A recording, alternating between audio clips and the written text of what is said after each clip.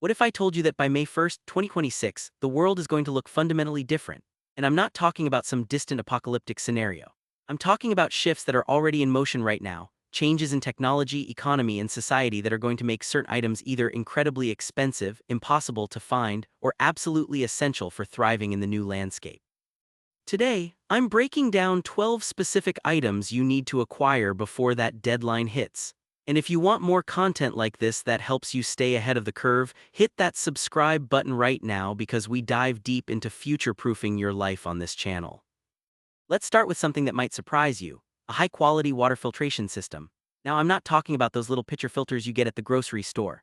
I mean a serious multi-stage filtration system that can handle everything from municipal water issues to well water contamination. By 2026, we're looking at infrastructure that's going to be under unprecedented stress. The pipes in most American cities are decades old, some over a century. As climate patterns shift and extreme weather becomes more common, we're seeing increased flooding that overwhelms treatment facilities, more agricultural runoff contaminating water supplies, and aging infrastructure failing at higher rates. Right now, you can get a really solid reverse osmosis system or a whole house filtration setup for a few hundred to a couple $1,000s. But as demand skyrockets and supply chains tighten, those prices are going to multiply. More importantly, lead times are going to extend from weeks to months. Having clean water isn't just about survival, it's about maintaining your health when you can't necessarily trust what's coming out of the tap. Second item, a personal power station with solar panels. We're entering an era where the electrical grid is becoming increasingly unreliable, not because of some dramatic collapse, but because of the slow accumulation of stress factors. More extreme weather means more outages. Increased demand from electric vehicles and data centers means more strain. The transition period between old energy infrastructure and new renewable systems means instability. By May 2026, we're going to be right in the thick of that transition. What used to be rare rolling blackouts are becoming routine in many areas. Right now, you can get a quality power station with enough capacity to run essential appliances for anywhere from $800 to $3,000, depending on capacity. Pair that with portable solar panels and you've got independence. But here's the thing, demand for these systems is already increasing exponentially. Manufacturers are struggling to keep up. The components, many of which are produced overseas, are subject to the same supply chain vulnerabilities as everything else. Get yours now while they're available and before prices surge. Third on the list, physical books on essential skills. I know what you're thinking, why physical books when everything is online? Because digital access is a privilege that can disappear in an instant. Whether it's internet outages, platform censorship, subscription services shutting down, or just the ongoing enshittification of search engines burying useful information under AI-generated garbage, there's no guarantee that the information you can access today will be accessible tomorrow. I'm talking about books on gardening, basic medical care, repair skills, food preservation, electrical work, plumbing, carpentry. These are the kinds of skills that never go out of style. Right now you can pick up comprehensive guides for $10 to $30 each. Build yourself a physical library of knowledge that doesn't depend on Wi-Fi, passwords, or whether some platform decides that information violates their terms of service. Once paper costs and printing costs continue their upward trajectory, and once more people realize the value of offline knowledge, these books will either be expensive or out of print entirely. Number 4, quality hand tools. We become so dependent on power tools that many people don't even own a basic set of hand tools anymore. But power tools need electricity, they need replacement parts, they break down, and they're often designed with planned obsolescence. A quality handsaw, a set of chisels, hand drills, planes, screwdrivers, wrenches, these tools can last multiple lifetimes if properly maintained. By 2026, as more people wake up to the fragility of our just-in-time manufacturing system, quality hand tools are going to be hard to find. The good ones are mostly made by small manufacturers or old companies that still maintain standards. Those companies are under constant pressure from cheap imports and private equity buyouts. Get your tools now from reputable brands. Not the bargain bin stuff that'll break on the third use, but actual quality tools that your grandchildren could inherit. We're talking about the difference between being able to fix your fence, repair your furniture, or build what you need versus being completely dependent on hearing someone else or buying new. Item 5, heirloom seeds and a basic understanding of how to save them. The global food system is more fragile than most people realize.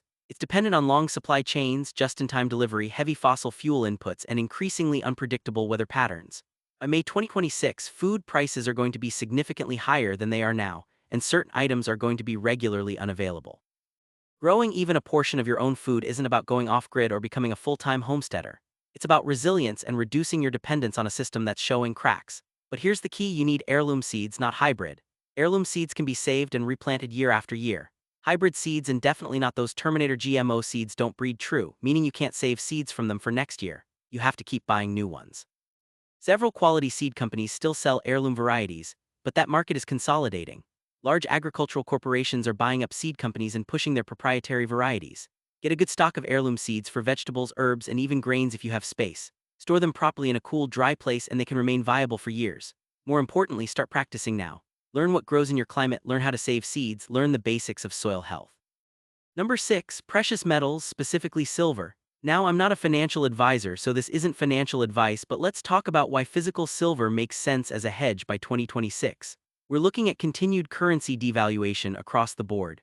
Central banks are trapped between controlling inflation and preventing economic collapse, and historically, they choose the printing press. Silver has been money for thousands of years, and unlike fiat currency, they can't just create more of it with a keystroke.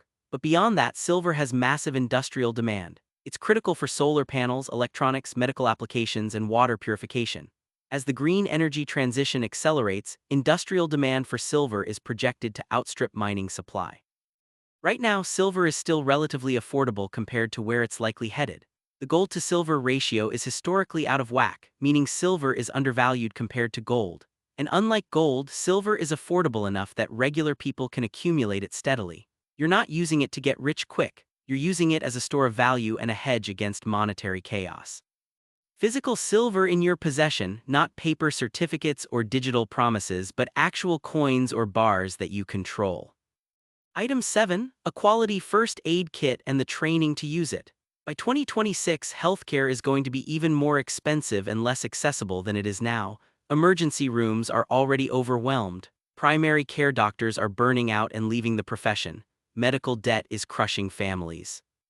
Add to that potential disruptions in the pharmaceutical supply chain, most of which depends on manufacturing overseas, and you've got a recipe for situations where professional medical care isn't readily available.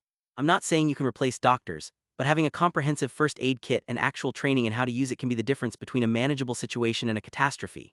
I'm talking about supplies for treating serious cuts, burns, broken bones, infections. Stock up on things like antibiotics if you can legally obtain them, quality bandages, sutures, antiseptics, pain relievers, antidiarrheal medications, antihistamines, and critically get trained. Take a wilderness first aid course, a stop the bleed course, a CPR certification. Knowledge is more valuable than the supplies themselves. Right now, these courses are widely available and affordable. The supplies can be acquired without significant restrictions. That may not be the case as we move forward. Number 8. Durable clothing and quality footwear. Fast fashion has trained us to think of clothes as disposable, but that model is coming to an end. The global textile supply chain is one of the most complex and fragile systems in the world.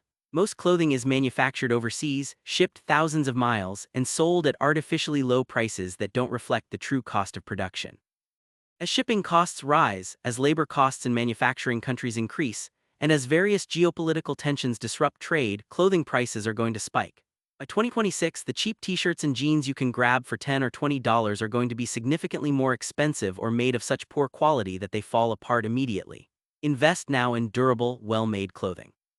Quality work pants, sturdy boots, coats that can handle weather, clothes made from natural fibers that can be repaired, and learn basic sewing and repair skills. Being able to patch a hole or replace a button might sound quaint, but it's practical resilience. Same goes for footwear. A pair of quality boots that can be resoled will outlast 10 pairs of cheap sneakers. Get them now, break them in, and take care of them.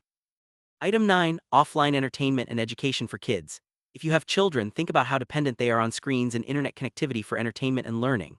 Now imagine scenarios where internet is unreliable, streaming services have increased their prices to unaffordable levels, or you simply want to reduce screen dependency for health reasons. Physical books, board games, art supplies, musical instruments, sports equipment, these aren't luxuries. They're tools for development and family connection. By 2026, prices on all of these items are going to be higher, and quality options are going to be harder to find as manufacturing continues to shift toward cheaper, disposable products. Build a library of classic children's books, young adult novels, educational workbooks. Stock up on art supplies like quality colored pencils, paints, paper. Get board games that have replay value and bring people together. These items hold their value, they can be used over and over, and they don't require batteries, subscriptions, or Wi-Fi. You're not just preparing for disruption, you're investing in your family's quality of life and your children's development. Number 10. A bicycle and the parts to maintain it. Personal transportation is about to get significantly more expensive. Whether it's the rising cost of vehicles themselves, the increasing expense of fuel, the maintenance costs, insurance, or the push toward electric vehicles that many people can't afford, getting around is going to take a bigger chunk of the average budget. A quality bicycle is one of the most efficient machines ever invented. It requires no fuel, minimal maintenance, provides exercise, and can carry cargo. By 2026, as more people realize this, demand for quality bicycles is going to surge. We already saw this during the pandemic when bikes sold out everywhere and prices jumped. But this isn't about a temporary trend. This is about a permanent shift in transportation economics. Get a sturdy bike now, something designed for utility, not just recreation. And importantly, stock up on spare parts. Tubes, tires, chains, brake pads, cables. Learn basic bicycle maintenance and repair. There are countless free resources online right now teaching these skills. A bike that you can maintain yourself gives you transportation independence regardless of gas prices or vehicle availability. 11. Secure local data storage. Everything is moving to the cloud, and that's a massive vulnerability. Your photos, your documents, your financial records, your creative work, all of it sitting on servers owned by companies that can change terms, raise prices, experience outages, or even go out of business. By 2026, we're going to see more instances of cloud services failing, getting hacked, or becoming unaffordable for average users. Right now, you can buy high-capacity external hard drives or set up a network-attached storage system relatively cheaply. We're talking about storing terabytes of data for a couple $100. Back up everything that matters to you. Your family photos, important documents, educational resources, entertainment, whatever you don't want to lose access to. Keep multiple redundant copies in different locations if possible. This isn't paranoia, it's basic digital hygiene that people have forgotten in the rush to put everything in the cloud. And encrypt your sensitive data. Privacy is going to be increasingly rare, so protect what you can while you can. The tools to do this are available and user-friendly right now. Take advantage of that. And finally, number 12, community connections and skills to offer. This might seem different from the other items because you can't buy it on Amazon, but it's arguably the most important thing on this list. By 2026, the people who thrive won't be isolated individuals with bunkers full of supplies. They'll be people embedded in resilient communities where skills and resources are shared. Start building those connections now. Get to know your neighbors. Join local groups around shared interests. Develop skills that are valuable to others. Can you fix things? Can you grow food? Can you teach? Can you provide medical knowledge? Can you organize people? These are the currencies that matter when systems are under stress. Attend local council meetings, support local businesses, participate in community events. This isn't about some kumbaya idealism, it's practical. When things get tough, communities that know and trust each other help each other. Communities of strangers fall apart. You can't buy community connection at the last minute. It has to be built over time through consistent presence and mutual support. Start now, and by 2026, you'll be part of something that's far more valuable than any individual preparation. So there you have it, 12 items to acquire before May 1st, 2026. Water filtration, personal power with solar, physical books on essential skills, quality hand tools, heirloom seeds, physical silver, comprehensive first aid supplies and training, durable clothing and footwear, offline entertainment and education, a bicycle with spare parts, secure local data storage, and community connections. None of these items are exotic or expensive to the point of being out of reach. This isn't about being rich, it's about being intentional with resources and time you have right now. The future isn't some distant thing that happens to us, it's something we can prepare for and shape through the choices we make today. If this video gave you some practical ideas, share it with someone who'd benefit from thinking along these lines. And remember to subscribe because we're going to keep exploring how to build resilience and thrive regardless of what's coming. Stay aware, stay prepared, and I'll see you in the next one. Now I want to take a moment to talk about something that ties all of these preparations together, and that's the mindset behind them. Because honestly, accumulating supplies is only half the battle. The real transformation comes from shifting how you think about your relationship with the systems that support your daily life. Most of us have grown up in an era of unprecedented abundance and convenience. We've been conditioned to believe that everything we could possibly need will always be available at reasonable prices whenever we want it. That's not normal historically speaking. That's an aberration. For the vast majority of human history, people lived with scarcity and uncertainty as baseline conditions. They had to think ahead. They had to plan for seasons, for droughts, for unexpected events. They had to maintain skills and preserve knowledge because their survival depended on it. That's not depressing, actually, it's liberating. Because once you accept that you can't rely entirely on external systems, you become empowered to take care of yourself and those around you. You become more resilient, more capable, more confident. And that shift in mindset is perhaps the most valuable preparation of all. Think about it this way. Even if nothing dramatic happens by May 2026, even if the world trundles along relatively unchanged, you're not worse off for having made these preparations. You have clean water, you have backup power, you have useful skills and knowledge, you have tools that work, you have food security and savings, you have good health supplies, you have reliable transportation, you have access to your important information, you have community. These aren't downsides. These are just good life practices that previous generations took for granted. The difference is that we've let these capabilities atrophy. We've outsourced everything to corporations and systems that frankly don't care about our individual well-being. By reclaiming some of these capabilities, you're not becoming a doomsday prepper living in fear. You're becoming more functional, more independent, more capable. You're becoming the kind of person who can handle curveballs instead of falling apart the moment something goes wrong. One thing I want to emphasize is that this isn't about hoarding or panic buying. There's a real difference between thoughtful preparation and anxiety-driven accumulation. When you're preparing intentionally, you're buying things you'll use, things that make sense for your life and your situation. You're spreading purchases over time so you're not straining your finances. You're learning skills alongside acquiring supplies. You're building community as you stock resources. When you're panic buying, you're just consuming and storing things without a plan, usually driven by fear rather than logic. One leads to resilience, the other just leads to basements full of stuff you never use and financial strain. So as you think about implementing some of these ideas, do it deliberately. Maybe this month you focus on the water filtration system and some books. Next month you start accumulating hand tools and practice basic repairs. The month after that you get your first power station. Slow and steady creates lasting change, rushed and frantic just creates stress. Also, I want to address something that I think is really important. This isn't about abandoning faith in humanity or becoming a misanthrope who trusts no one. It's actually the opposite. The whole point of building community connections, which we talked about as number 12, is rooted in the belief that humans are fundamentally cooperative creatures who do better together. Yes, systems are fragile. Yes, institutions are failing in many ways. But you know what's more resilient than any single system? Networks of people who know and trust each other. Throughout history, humans have survived and thrived through mutual aid, through sharing knowledge, through working together. That instinct hasn't gone away. It's just been buried under decades of consumerism and digital isolation. By preparing yourself and building community, you're not retreating from human connection. You're actually strengthening it. You're creating the conditions where meaningful cooperation can flourish. You're positioning yourself to be someone who can contribute and help others, not just survive selfishly.